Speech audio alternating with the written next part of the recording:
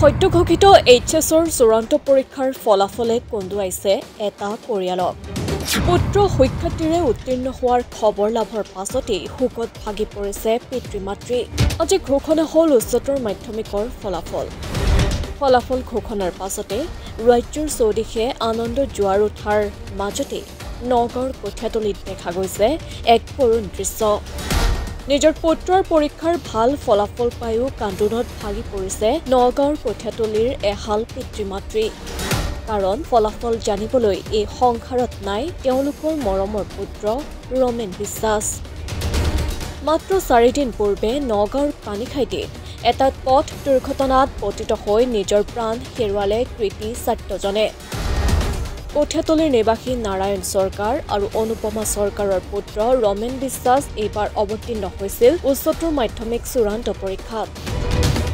আজি ঘোষিত উচ্চতৰ মাধ্যমিকৰ চূড়ান্ত পৰীক্ষাৰ ফলাফলত বিজ্ঞান শাখাত 5টা বিষয়ত লেটাৰ মাৰ্কসহ 88% নম্বৰ লাভ কৰি কঠীয়াতলী অঞ্চললৈ গৌৰৱ কঢ়িয়াই আনিবলৈ সক্ষম হোৱা ৰমেন বিশ্বাসৰ মৃত্যু হোৱা আজি মাত্ৰ 4টা দিন উকলি গৈছে, যাৰ বাবে শোকৰ বন্যা বৈছে পৰিয়ালটোৰ লগতে সমগ্ৰ অঞ্চলটোতে।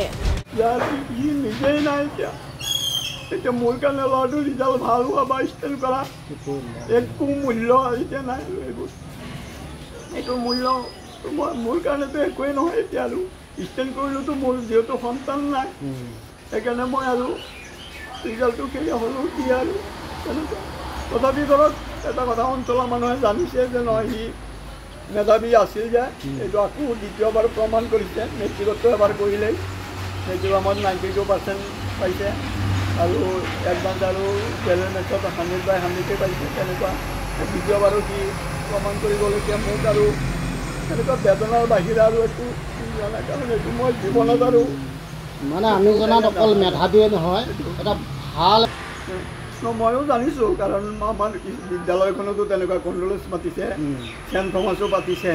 কাৰণ এওঁলোকে ষ্টাফে আহি প্ৰত্যেকে মোৰ বেদনাৰ সমভাগী তেনেকুৱা, আনকি আমাৰ সাংবাদিক তেনেকুৱা কঠীয়াতলীৰ গোটেই অঞ্চলে মোৰ লগত সমবেদনাৰ অংশীদাৰ হৈ তেওঁ আত্মাৰ সদ্গতিৰ কাৰণে ভগৱানৰ ওচৰত প্ৰাৰ্থনা কৰিছে। মোৰ কাৰণে এইটোৱে আৰু ইয়াত থাকি আৰু মোৰ কি আছে এতিয়া সেইটোৱে যে অঞ্চলবাসীয়ে যে ইয়াৰ কাৰণে কান্দিছে। কামপুৰৰ পৰা ইক্ৰমুল ইছলামৰ ৰিপৰ্ট, মাই নিউজ এনি।